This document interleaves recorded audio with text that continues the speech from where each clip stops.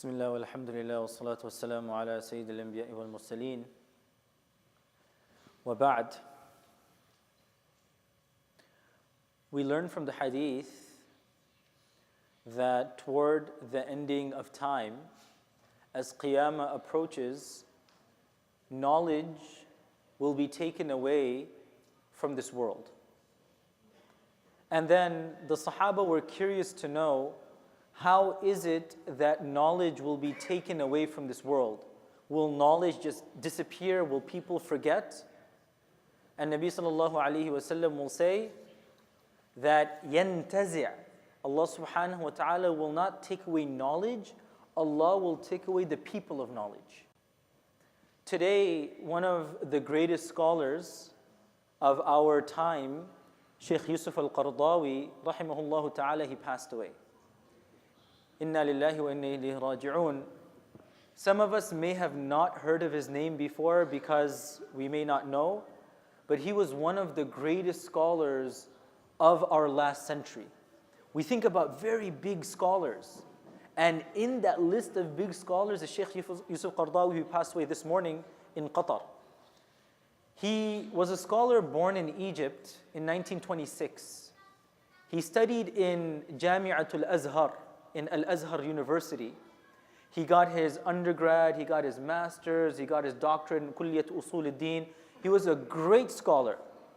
But his major contributions were not only in educating us about Islamic law and Islamic fiqh.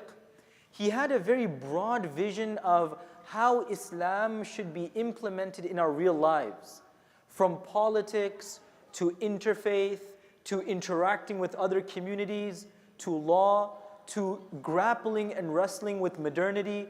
All of these questions that we are even struggling with today, Shaykh Yusuf al-Qaradawi dedicated his life and even his hometown just so that he can propagate the deen. He used to live in Egypt, but because of some of his beliefs and whatever he was propagating and false accusations, he had to actually leave Egypt and stay in Qatar, where eventually he stayed and he passed away.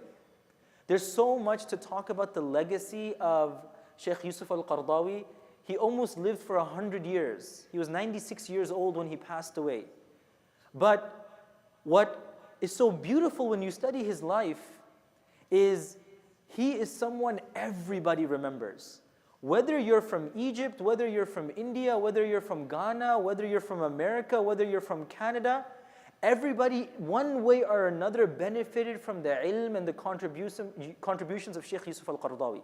Very big scholar, he's done a lot. And if we didn't hear his name, at least the little that we could do is make a small dua for him, that the khidmah of ilm that he left behind becomes a sadaqah jariyah for him, and it elevates his status. You know, subhanAllah, it's so alarming during COVID and after COVID, all of the big scholars that we hear about, they passed away. You know, like in Pakistan, you hear about Maulana Salimullah Khan Sahab, what a big scholar, he passed away. You hear about, you know, in India, there are a number of my teachers from there who passed away. There are scholars in Saudi who passed away, scholars in, you know, some of my friends who studied with their shuyukh in Nigeria, in Ghana, their teachers passed away.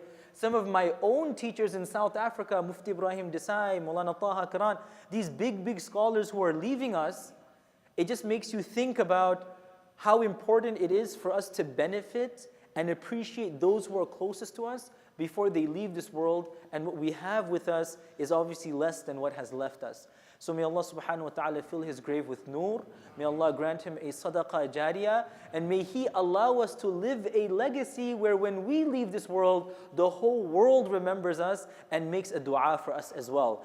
Ameen ya Rabbil Alameen. Inshallah, after the remaining sunan, we will have our weekly hadith session. Everyone is requested to participate. Jazakumullah khairan. Assalamu alaikum.